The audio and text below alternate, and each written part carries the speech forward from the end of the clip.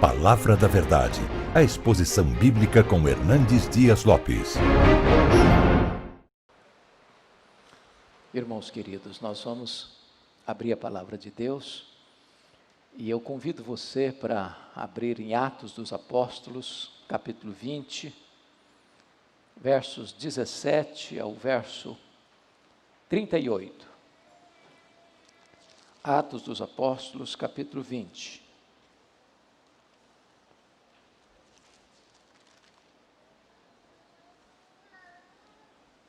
A partir do verso 17. Está escrito: de Mileto mandou a Éfeso chamar os presbíteros da igreja, e quando se encontraram com ele, disse-lhes: vós bem sabeis como foi que me conduzi entre vós em todo o tempo, desde o primeiro dia em que entrei na Ásia, servindo ao Senhor com toda humildade, lágrimas e provações, que pelas ciladas dos judeus me sobrevieram.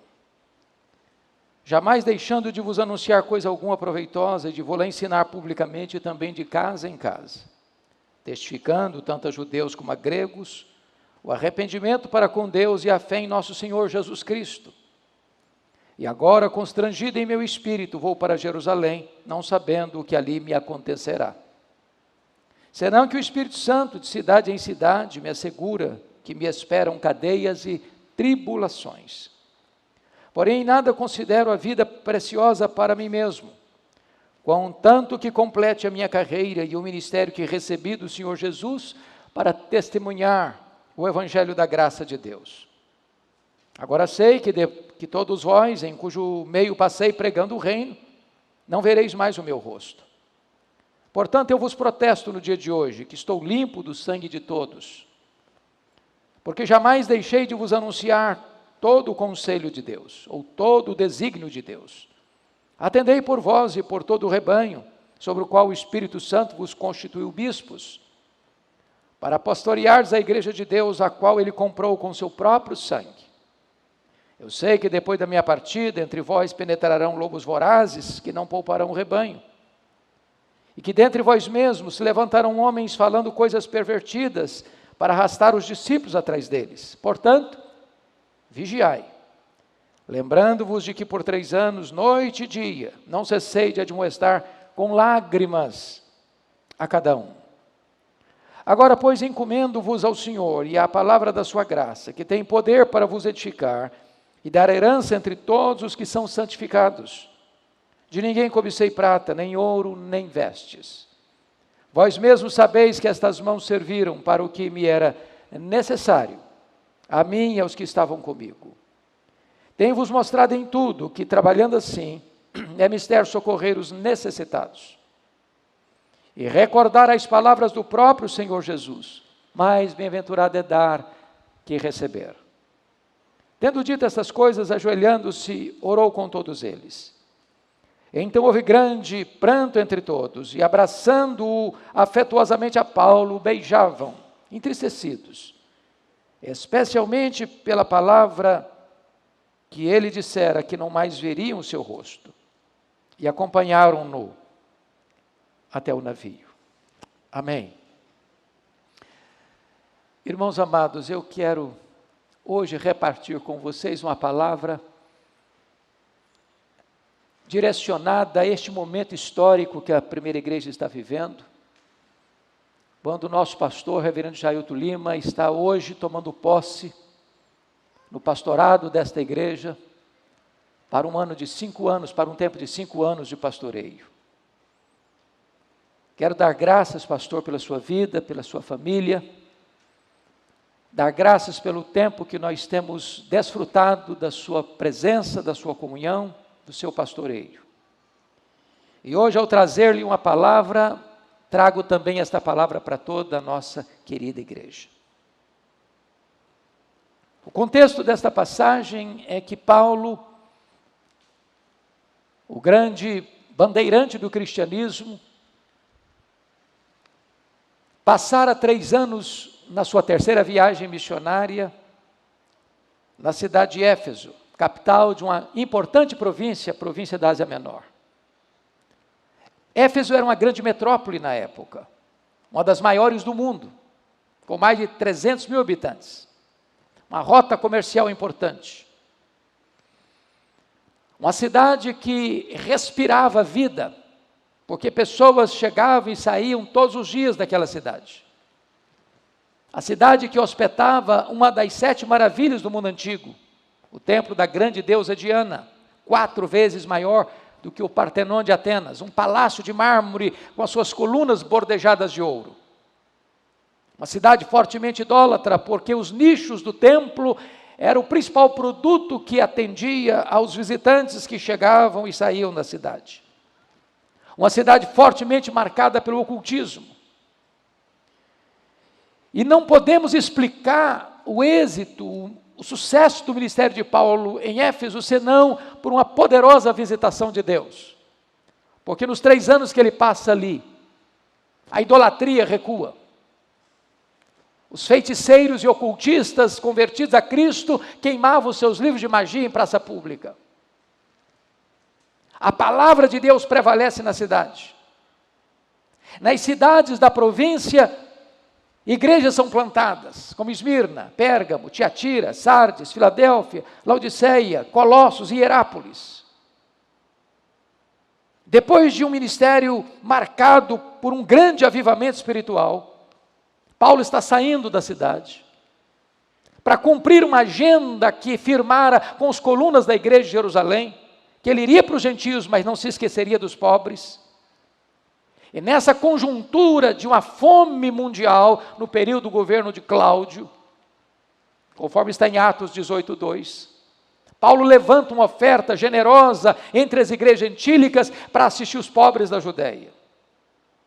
E ele está fazendo essa viagem rumo a Jerusalém, quando então chama os presbíteros da igreja, no porto de Mileto, e se despede deles. E nesta passagem, onde Paulo tem este encontro com esses líderes, ele encerra princípios vitais para o ministério. E eu queria, querido colega, pastor, amigo, repartir com você esses princípios que servem para todos nós como povo de Deus. O primeiro princípio que Paulo coloca nesse texto, vejam comigo, versículo 19, é a relação do líder, do pastor, do presbítero, daqueles que são chamados para pastorear o rebanho de Deus, com o próprio Deus. E ele diz, servindo ao Senhor com toda a humildade, lágrimas e provações, que pelas ciladas dos judeus me sobrevieram. O líder precisa saber a quem ele está servindo. Embora ele sirva a igreja, embora ele pastoreie a igreja, embora ele cuide de gente, sobretudo ele está a serviço de Deus. E ao estar ao serviço de Deus, ele não se desencoraja com as críticas e ele não depende de elogios para seguir o seu ministério. Não temos dúvidas, pastor Jailton, que o senhor é um servo de Deus e está a serviço de Deus. E que este vetor do seu ministério jamais saia dessa direção. Com humildade, não com vida fácil, com lágrimas às vezes. Não com unanimidade, mas às vezes até com ciladas. Mas o irmão está a serviço de Deus. Isso é o mais importante. A segunda coisa que eu chamo a atenção no texto é o compromisso desse líder com ele mesmo. Vejam comigo o verso 18. Vós bem sabeis como foi que me conduzi entre vós em todo o tempo, desde o primeiro dia em que entrei na Ásia. E o ponto fundamental aqui é o compromisso do líder com ele mesmo, no sentido de mostrar-se consistente. De ser a mesma pessoa que entrou, no caso de Paulo, ele estava se despedindo desses irmãos, porque Paulo era um apóstolo itinerante, plantador de igrejas, e quando a igreja estava estabelecida, ele ia adiante, abrindo novas fronteiras, mas retratando para nós que o líder precisa ter compromisso com ele mesmo, de ser a mesma pessoa no primeiro, no segundo, no último dia do seu ministério. Não tem altos e baixos, não tem zigue-zague, não tem gangorra na sua postura. Quando ele chega no verso 28, a parte A do versículo, ele reforça esta ideia quando ele diz: atendei por vós e por todo o rebanho. Paulo está dizendo com isso que a principal ovelha, e talvez, me permita dizer isso, a mais complicada delas, é a ovelha que nós vemos diante do espelho.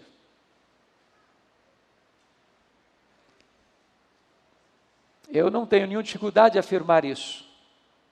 É mais fácil eu pregar para 1000 pessoas do que pregar para mim mesmo.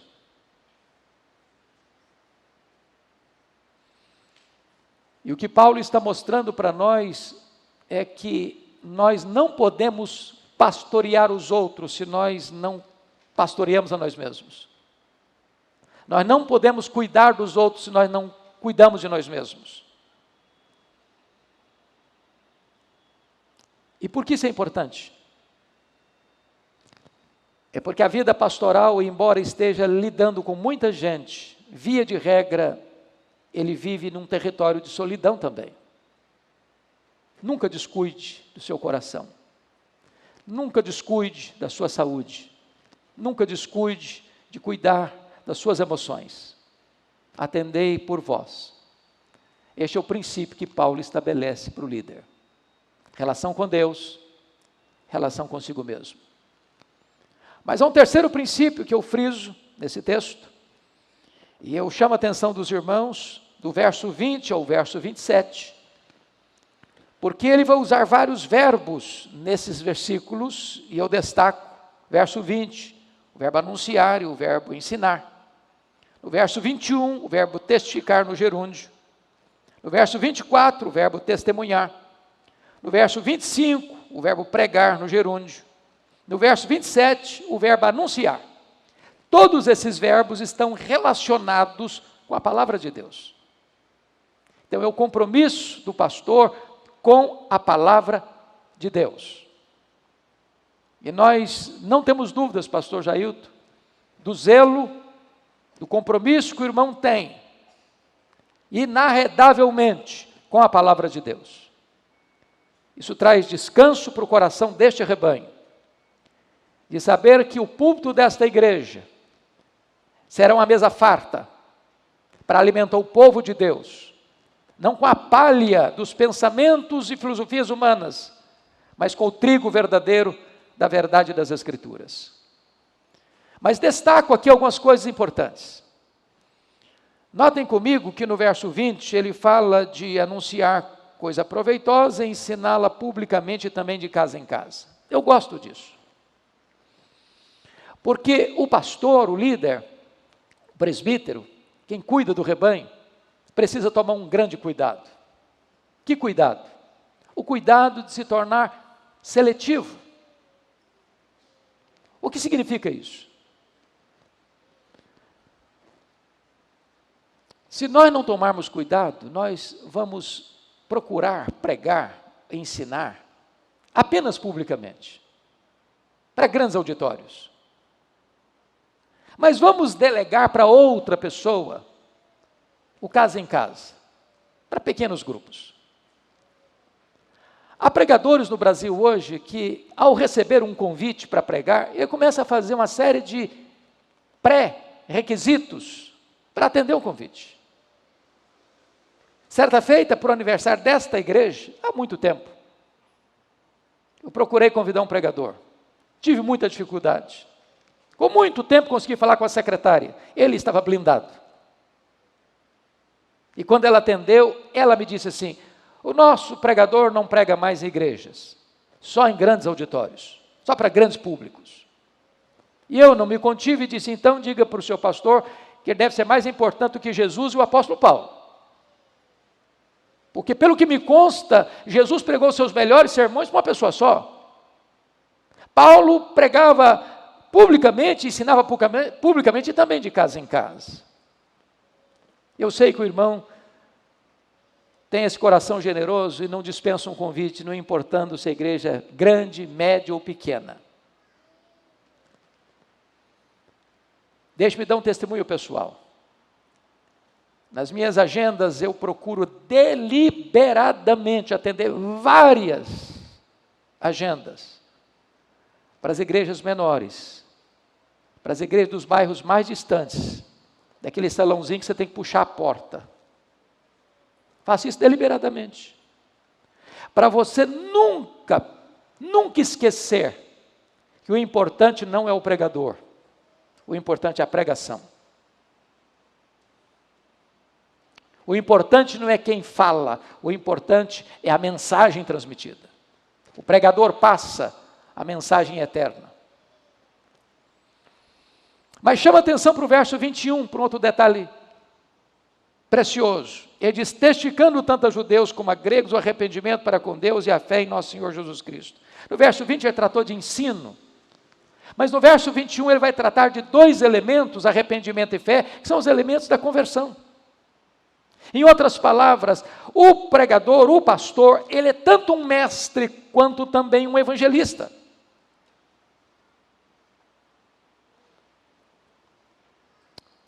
Talvez só os de cabelos brancos se lembram de uma frase que tornou-se um slogan na década de 80, quando saí do seminário. E esta máxima correu o Brasil. E a máxima era a seguinte: pastor não gera ovelha, ovelha gera ovelha. Parece uma frase de efeito, mas não é verdadeira. É verdade que ovelha gera ovelha, mas não é verdade que pastor não gera ovelha. Porque a ideia que passava é que pastor é apenas mestre, que ele não é evangelista, que ele não tem o papel de ganhar pessoas para Cristo. E Paulo está mostrando que ele era mestre, falava e ensinava de casa em casa, publicamente, mas também pregava arrependimento para com Deus e a fé em nosso Senhor Jesus Cristo. Ou seja, pregava para a salvação. E eu não tenho dúvidas, pastor Jailton, que o irmão jamais há de perder isso de vista. De ensinar e de proclamar o evangelho da salvação para a salvação de pessoas. Quarto princípio que eu gostaria de destacar com os meus irmãos, olhem comigo o verso 24. E Paulo diz assim, porém nada considero a vida preciosa para mim mesmo, contanto que complete a minha carreira e o ministério que recebi do Senhor Jesus para testemunhar o evangelho da graça de Deus. Há três coisas que destaco aqui. A primeira delas é o senso profundo de vocação. Olhe comigo, o ministério que eu recebi do Senhor Jesus. Não tem nada mais sublime do que isto para um ministro do Evangelho, do que ter plena convicção de que ele não é pastor porque um dia quis ser pastor, ou porque achou bonito ser pastor, ou porque seguiu o exemplo aquele fulano, beltrano, ciclano que era um pastor, mas ter a convicção de que ele está no ministério porque ele recebeu esse ministério do Senhor Jesus. Não temos dúvidas do seu chamado, da sua vocação. Louvado seja Deus. A segunda coisa é abnegação. Em nada considero a vida preciosa para mim mesmo. Infelizmente, em muitos redutos brasileiros, ministério hoje virou business, negócio.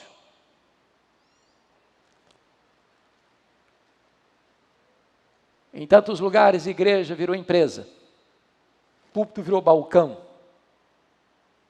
o evangelho um produto, o templo uma praça de negócios. O objetivo final, lucro. É muito bom quando você vê homens de Deus, e o pastor Jailton é um desses homens, que não é pastor por buscar vantagens pessoais, mas é pastor por vocação. E o pastor é aquele que em nada considera a vida preciosa para ele mesmo, conquanto que ele complete a carreira.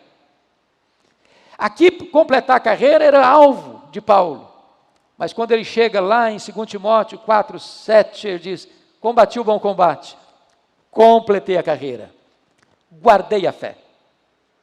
Que Deus lhe dê graça, pastor Jailton, para que o irmão que está na carreira, percorrendo a carreira, complete a carreira, com a mesma disposição, com o mesmo entusiasmo. Usando uma frase que não é minha, como uma vela, que brilha com a mesma intensidade, até acabar. Mas há uma terceira coisa nesse verso que eu destaco. Quando ele vai dizer, não apenas da vocação e da abnegação, mas da paixão, conquanto eu complete minha carreira e o ministério que recebi do Senhor Jesus, para testemunhar o evangelho da graça de Deus. Não tem nada que traz mais brilho nos olhos e calor no coração de um ministro do evangelho do que pregar a graça de Deus. Não é o tamanho da igreja que ele pastoreia, não é a casa pastoral que ele mora, não é o salário que ele recebe, não é a projeção que ele tem. A única coisa que aquece o coração e dá brilho nos olhos é que ele é portador da mais importante notícia que o mundo pode ouvir, e ele é portador desta mensagem, a graça de Deus. Que Deus lhe dê sempre esse entusiasmo para anunciar a graça de Deus. Mas eu quero destacar mais duas coisas, para não ser muito extenso. O compromisso do pastor, vejam comigo, verso 28, com o pastoreio do rebanho. Atendei por vós, e esse por vós já examinamos, e agora segue, e por todo o rebanho, sobre o qual o Espírito Santo vos constituiu bispos, para pastoreardes a igreja de Deus, a qual ele comprou com seu próprio sangue.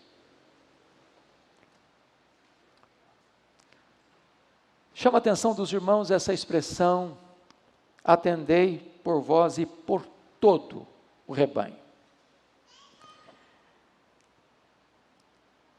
Um dia, eu perguntei a um colega, fulano, você pretende ir para a igreja tal? Ele respondeu para mim em tom de brincadeira, mas escondendo uma verdade por trás. Eu não. Lá tem ovelha que morde no pastor. Há ovelhas dóceis e há ovelhas indóceis. Há ovelhas mansas e há ovelhas rebeldes. Se nós não tomarmos cuidado, nós vamos pastorear apenas as dóceis. E Paulo, alertando aqueles irmãos, presbíteros da igreja, disse, atendei por vós e por todo o rebanho. É o cuidado de não fazer 10 visitas para uma ovelha no ano, e não fazer nenhuma visita para outra ovelha naquele mesmo ano. Atendei por todo o rebanho. Mas outra coisa que me chama a atenção aqui, é que o texto diz, sobre o qual o Espírito Santo vos constituiu bispos. Isso é maravilhoso, e a convicção, e eu tenho certeza que o pastor Jailton tem essa percepção. Ele não está assumindo o pastoreio desta igreja, apenas porque foi eleito numa assembleia, porque os membros aprovaram o seu nome, isso é importante, isso é legal, isso tem legitimidade. Nós temos uma comitiva hoje do nosso concílio para lhe dar posse. Mas o que lhe traz paz à alma e segurança ao coração é a convicção de que o irmão é pastor desta igreja, porque o Espírito Santo constituiu o pastoreio dessa igreja. Bendito seja Deus. Para quê? Para pastorear. E o que é bonito é que a igreja tem dono. A igreja não é do pastor, a igreja não é do presbítero, a igreja não é do conselho, a igreja não é do presbitério, a igreja não é da denominação presbiteriana, a igreja é de Deus. É de Deus. Todas essas verdades são verdades relativas, essa é absoluta, a igreja é de Deus. E o dono da igreja tem marcas de cravos nas mãos. Deixa eu lhes contar uma história parecida até engraçada, mas eu nunca esqueci da lição. Eu estava em Campinas, fazendo uma visita ao reverendo Valvassouras, um pastor já muito experiente, e ele estava me levando para conhecer um outro projeto da igreja, de plantação de igreja.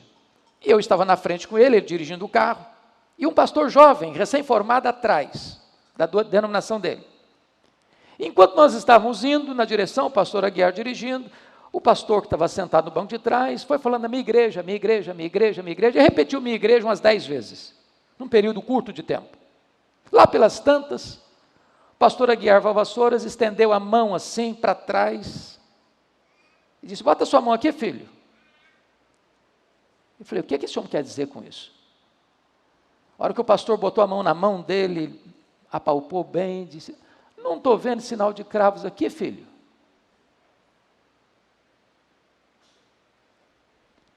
Aquilo foi um dos mais poderosos discursos que eu ouvi na vida sobre quem é o dono da igreja. O dono da igreja tem marcas de cravos nas mãos. Não estou dizendo com isso que não seja legítimo eu dizer minha igreja. Eu digo isso, você diz, todos nós falamos. Mas é óbvio quando nós falamos, como Paulo falou, meu evangelho. Mas no sentido pleno da palavra, a igreja é de Deus. E por que é de Deus? Porque ele diz, porque ele comprou com seu próprio sangue. Entender isso no ministério é vital, porque nós cuidamos de ovelhas que não são nossas relativamente, mas em última instância, elas são propriedade de Deus.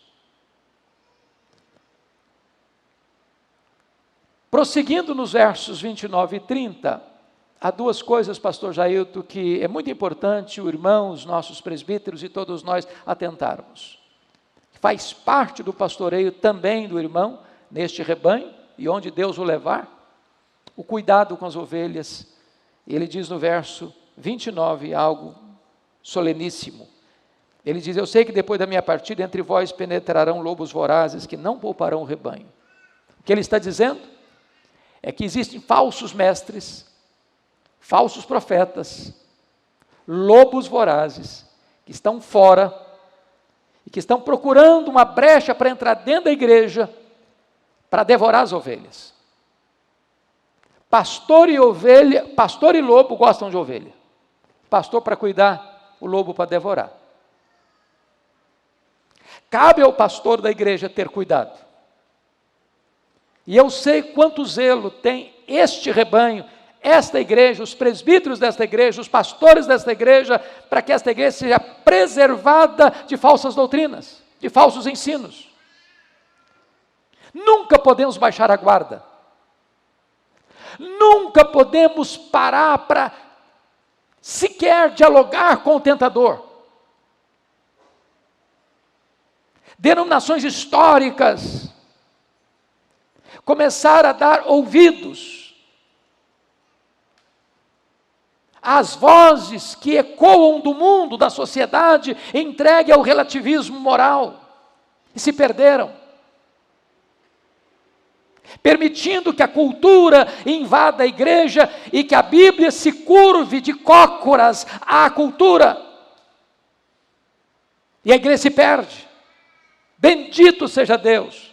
Pastor Jailton, os pastores dessa igreja, conselho dessa igreja, mantém sempre alerta o seu zelo de jamais abrir mão da verdade e da sã doutrina. Mas o verso 30, há um outro alerta. E que dentre vós mesmos se levantarão homens falando coisas pervertidas para arrastar os discípulos atrás deles. Paulo diz que existe um ataque de fora para dentro e existe um perigo de uma ação de dentro para fora. Pessoas enrustidas, de repente se manifestarem. Não levando pessoas a Cristo, mas arrastando atrás delas mesmas, porque se sentem donas das pessoas. Portanto, vigilância. É um dos elementos importantes do ministério, que Deus lhe mantenha sempre em alerta para cuidar das ovelhas de Cristo. Mas eu queria só concluir, não examinando toda a extensão e profundidade desta passagem, remeter aos amados para o verso 36 a 38, que é outra área tão importante do pastorado. E está escrito o seguinte: tendo dito essas coisas, ajoelhando-se, orou com todos eles. Então houve grande pranto entre todos, e abraçando afetuosamente a Paulo, beijavam, entristecidos especialmente pela palavra que ele dissera, que não mais veriam o seu rosto, e acompanharam-no até o navio. Esta questão da alma expansiva, coração aberto, afetividade com as pessoas. O que me impressiona, pastor Jailton, queridos irmãos, é que Paulo passou 3 anos ali, em Éfeso. É óbvio que esses presbíteros que estão se despedindo dele, não têm 3 anos de presbiterato. Paulo não chegou hoje, estabeleceu presbíteros, não, demorou um tempo, eu não sei quanto tempo, mas certamente não tinha 3 anos. Mas tempo suficiente para que esses líderes da igreja e Paulo cultivassem um relacionamento de amizade, de afetividade, de respeito, de comunhão, a ponto de, na despedida, eles não se constrangerem de lugar público, uma praia, se abraçarem, se beijarem e chorarem juntos. Isso é afetividade. Eu nunca me esqueço, pastor Jailton, de um conselho de um pastor que para mim foi um grande modelo de ministério, reverendo Daniel Nicodemo Zeller, que legou o nome do seminário presbiteriano de Belo Horizonte. Pastor da Igreja Unida de São Paulo, hoje pastoreado pelo reverendo Roster Guimarães. E eu tive o privilégio de ser pastoreado por ele por um tempo, porque pertencia ao Presbitério Unido de São Paulo. E ele sempre dizia o seguinte: filho, seus presbíteros têm que ser os seus melhores amigos. Brasil afora, as maiores tensões da igreja não estão nos bancos, entre a membresia, mas na liderança. E eu louvo muito a Deus, pastor Jailton, por saber que o irmão e os presbíteros dessa igreja têm um relacionamento cordial, de respeito, de cuidado, de amizade e de amor. Que permaneça assim. Você pode enfrentar lutas na igreja, mas é muito difícil pastorear se tem lutas internas no conselho da igreja. Que Deus dê aos irmãos, presbíteros desta igreja, sempre esse espírito, estar do lado do pastor, orar por ele, ser um bálsamo para o coração dele, e que esta relação seja marcada por afetividade, não só na liderança, mas com o rebanho. Sabe quando um pastor é afetivo? Um sinal é quando as crianças correm para abraçá-lo. O senhor tem um gesto que eu acho muito bonito, eu não sei se eu já disse isso aqui em público. O senhor tem biscoitos no seu escritório e balas. Quero crer que não é apenas para os adultos, mas sobretudo para as crianças, e elas entram lá para receber uma bala e um biscoito. Esse é um gesto bonito. Afetividade. Deixa eu lhes dar 2 exemplos.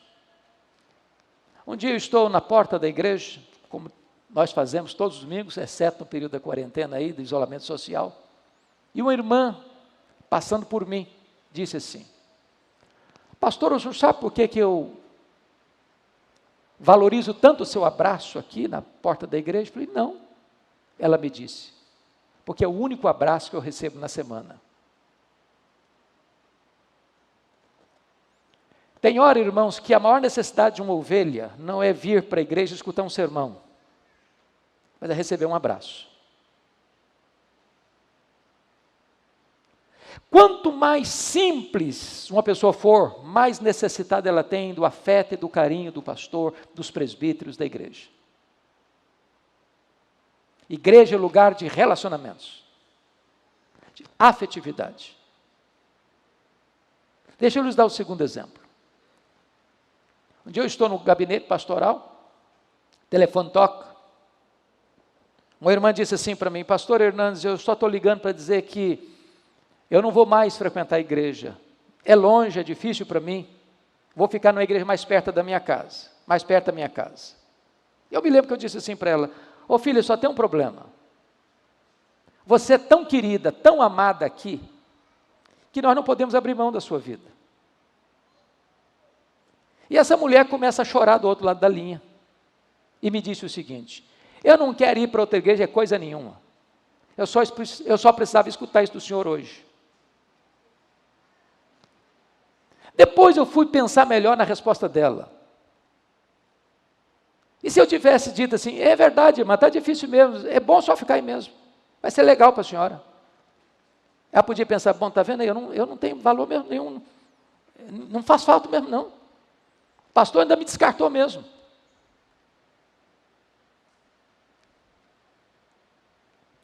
Nós nunca podemos perder de vista que pessoas importam. Não importa a cor da sua pele, não importa o seu grau de instrução, não importam se pessoas neófitas ou maduras na fé, não importam se ricas ou se pobres, se líderes ou não, elas são importantes. Meu desejo, pastor Jailton, é que Deus o abençoe poderosamente. A minha oração é que esta igreja sustente o seu pastor em oração. E que desta maneira esta igreja caminhe firme, resoluta, unida, com os olhos em Jesus e com as mãos prontas a servi-lo. Deus nos abençoe. Amém. Palavra da Verdade, a exposição bíblica com Hernandes Dias Lopes.